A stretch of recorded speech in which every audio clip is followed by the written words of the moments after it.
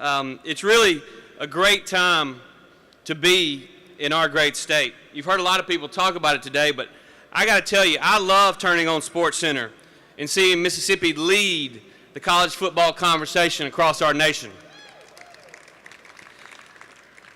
But, you know, our success this year is not just limited to State and Ole Miss. We can't forget about those East Mississippi Lions who won the national championship last year and are in line to do so again. Nor can we forget about the Fighting Okra up in Delta State, who are doing very well this year and the impressive seasons they're having. Over the past month, I've been pretty busy traveling around our state. Last week alone, I made stops in Booneville and Oxford and Tupelo and Pontotoc and Picayune and Pass Christian and Gulfport and Biloxi and Pascagoula and Ocean Springs and Natchez and Woodville and Brookhaven. And I got to tell you, it's great to see the pride and confidence this football season has given to our state. Everyone's walking just a little bit taller. These student athletes are giving Mississippians of all ages a feeling of what's possible in our state. Now, I guess my opportunity today is as Senator Cochran's warm-up act. It's fitting because I can tell you exactly how the policies of Barack Obama and Harry Reid are hurting small businesses across our state before he gets up here and talks about the harmful policies that they're advocating and how they're holding back our country. In fact, the only football experience President Obama has, I would argue, is fantasy football. You know, the game where you don't really have to have any real experience to be the league commissioner. Congressman Childers said earlier that this campaign's all about jobs. He's right. It is all about jobs and the policies that Obama and Harry Reid have proposed that have killed jobs all across America. In fact, I think we can call Obamacare a major fumble. As the mandates roll out, small businesses are crippled, hurting economic growth. Like death by 1,000 cuts, the fines and fees in Obamacare force business owners to reduce employee wages, invest less in their company, or sometimes both. Even worse, some managers have to make the tough decisions to push full-time workers to part-time because they simply can't afford to pay their health insurance.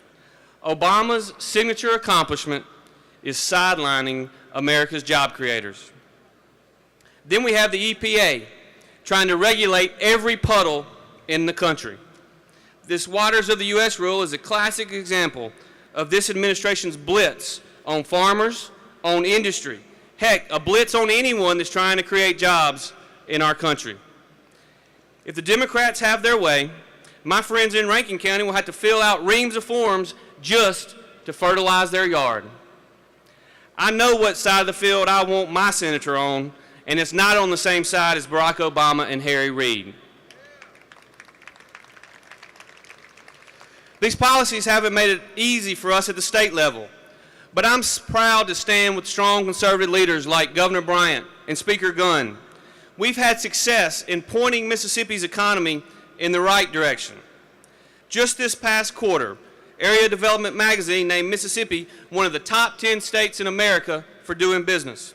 They've praised our regulatory environment and the cost of doing business here, specifically pointing to our recent move to make Mississippi manufacturers more competitive by streamlining taxes on energy consumption. We're passing legislation in Mississippi that encourages job creation, doesn't discourage it. We're actually doing in Jackson the exact opposite of what they're doing in Washington, D.C. Under this president, our national debt has doubled. But over the last 3 years in Mississippi, we've actually reduced the overall debt burden of our taxpayers. You elected me to change the just charge it mentality in Jackson and lower the debt burden on your children and grandchildren. In the 2 years before you elected me Lieutenant Governor, the legislature approved over $1.2 billion in new debt authorizations. In the last 3 years, we've approved only $430 million in new debt authorizations while paying off $750 million in total debt. No more careless swipes of the credit card. If we're going to accomplish our goal, which is more and better paying jobs, the foundation of that is a fiscally responsible budget. For too long, people in the Capitol practice what I like to call faith-based budgeting. They write a plan to spend your money, and then they pray that enough money would come in at the end of the year to pay all the bills. When I came into office, we inherited a budget that spent $460 million in one-time money on recurring expenses. But I'm proud to tell you that the budget that we're currently in, for the first time in nearly 20 years, truly only spends recurring revenue for recurring expenditures.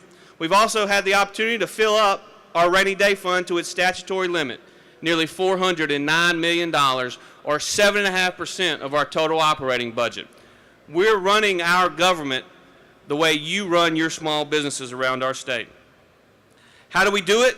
By holding agency directors accountable and by demanding we rid our government of wasteful spending. One example you've heard me talk about is our automobile fleet, where we reduced and eliminated the ability for agencies to buy new automobiles in our first year in office.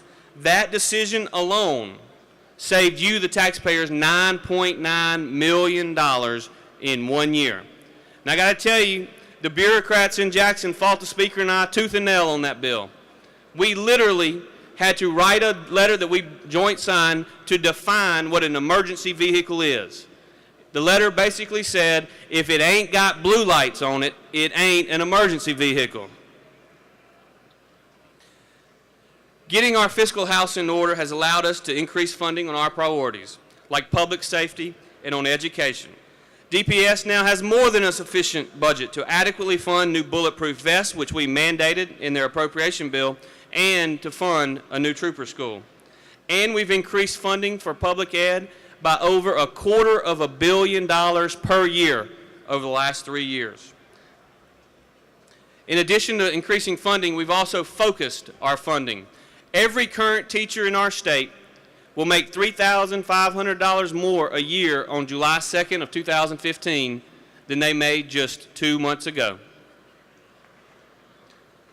By next year, we'll move to third best starting pay amongst all southern states. Now I'm going to say that again. Mississippi is now a leader and not a laggard on teacher pay. But we didn't just pass an across-the-board teacher pay plan. We also passed the first statewide merit pay plan for teachers. This plan rewards entire schools for improving student outcomes because we want all of our schools in our state to be rated A. And we've also fought for efficiencies in the way in which we spend money in our school systems. School district consolidation is finally a reality in Mississippi. That means less money in administration and more money to be invested in the classroom. But funding all levels of education is critical. Without strong community colleges and strong universities, the state's economy cannot thrive. I've heard from many of you in this audience today who are concerned about where our educational system is going. Will Mississippi be ready for the next wave of innovation and jobs? Taxpayers deserve results, and that's why reforms must drive our spending. The most recent results from the nation's report card show that 47% of Mississippi fourth graders could not read at a basic level. We all know that is unacceptable. That's why, for the first time this school year, as the mayor mentioned in his speech, third graders will not move to the fourth grade if they cannot read on a basic level. We call it the third grade gate, and it has the potential to significantly improve our state's literacy rate. We're finally giving parents a choice in their child's education. All of our education reforms are based on a fundamental view, and that's this. We believe that it should not matter what a kid's zip code is, nor should it matter what a kid's mom and dad do or don't do for a living. Every kid in Mississippi deserves an opportunity for success. Our public charter schools will lead to more opportunities for more kids. If we can get more parents involved in their children's education, they're more likely to make a better decision for their children than any bureaucracy would make. That is why I will continue to fight for kids of all abilities to have access to educational opportunities. Our education reforms have one thing in common. They focus on students, not structure, on kids, not the status quo. We have to continue to find ways to spark economic growth and create jobs, but it won't be easy. The naysayers are crying foul over possible tax reform. In the past year, 2 out of every 3 state employees have gotten a pay raise. Some of these increases were granted by agency heads. Others were granted due to achieving certain benchmarks, like certifications. But it begs the question, isn't it time for taxpayers to get a pay raise?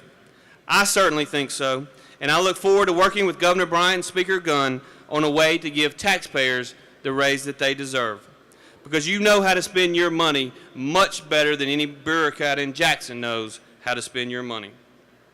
Increasing take-home pay will be difficult, especially if the last month's budget hearings were any indication. In September, legislative budget leaders heard from agency heads that asked for over $1 billion more in spending this year. That's $1 billion with a B. Career politicians say we can't afford a tax cut in the face of these new budget requests, but the mentality assumes we're going to grant these dramatic upticks in spending. But remember what I told you when I ran for this office. I'm sticking with my conservative principles to get Mississippi's fiscal house in order, which means having the courage to say no. And that means having the courage sometimes to say no to your friends. I'm proud of my work to rein in government spending and create the environment that encourages you in the private sector to invest capital and create jobs. From passing the so-called Taxpayer Fairness Act, which reforms tax administrative processes, to eliminating the inventory tax on businesses, your conservative Republican leaders have put you, the taxpayer, first on our agenda. With a balanced budget, low tax burden, and strong workforce, we can create that environment for you to grow and prosper. Conservatives don't punt when it comes to enacting aggressive pro-growth policies that move our state forward. Strong businesses equal a strong Mississippi, and a strong Mississippi helps build a strong nation. I'm counting on your support so we can continue tackling Mississippi's problems head on. Thank you, God bless you, and may God bless Mississippi.